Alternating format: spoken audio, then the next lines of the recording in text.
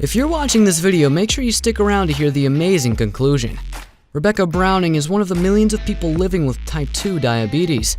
The 60-year-old retired police officer lives in Amarillo, Texas, a city situated in the famed Texas Panhandle. Rebecca knows the disease all too well, and she does her best to manage it. She frequently suffers crashes in blood sugar that can leave her weak, impair her vision, and if left untreated can result in unconsciousness, coma, and even death. Rebecca, however, has shown a determination to responsibly manage her disease and typically travels with a sugary soft drink in her vehicle. Such a soft drink can be the difference between life and death if her blood sugar suddenly plummets. Rebecca discussed her life with diabetes, saying, quote, "You have to try to be as active as you can with this disease, which is difficult for me because I have a neurological pain disorder. And you have to watch and keep track of what you eat and what medications you take. It really touches just about every part of your life. It affects a lot of things." On a chilly Wednesday afternoon, Rebecca was driving along Interstate 40 when she began to notice the telltale signs of plummeting blood sugar. She discussed the onset with reporters, saying, quote, "I started shaking. My heart was racing. I had heart palpitations. I was sweating profusely. It was scary and it happened so very quickly." The dangers in this type of situation are very real, and Rebecca had a choice to make. If she pulled over, she may lose consciousness, and who knows how long it would be before someone found her. But if she could reach a store, she may be able to get help or purchase a soda to help regulate her blood sugar. Every year, numerous car accidents occur from patients losing consciousness due to complications with diabetes. Rebecca didn't want to hurt herself or anyone else. We'll tell you just how Rebecca dealt with this situation in just a second. But first, make sure you leave a like, subscribe, and hit that bell icon right now.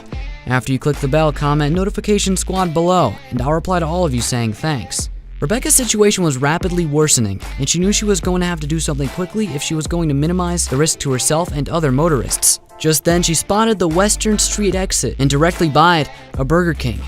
She knew that if she could make it there, she could get a sugary drink. She very carefully made her way to the drive-thru, but had taken nearly everything she had to get there. As she approached the speaker to place an order, she was quickly fading. Rebecca accounts those moments, saying, "I was trying to read the menu and my eyes were kind of fuzzy, and I was having a difficult time ordering. When the voice on the other end asked her what she wanted, she struggled to communicate. I mentioned to the voice on the speaker that I was diabetic and that I needed something to eat. So she suggested a little bit of ice cream and a Coke," explains Rebecca. On the other end of the speaker was Burger King employee Tina Hardy. What Rebecca didn't know was that Tina's husband suffered from type 1 diabetes, and as such, she had made every effort possible to educate herself about both type 1 and type 2 diabetes. This meant that Rebecca had been extraordinarily lucky to tell Tina why she was there. After placing her order, Rebecca was instructed to approach the next window. She may have placed her order, but without food, her condition was steadily declining. When she reached the window where she was expected to pay, it was another employee, not Tina, that greeted her. Rebecca accounts what happened next, saying, "I was shaking and trying to get my money together, and that little gal at the register didn't know what was going on, and I looked up all of a sudden.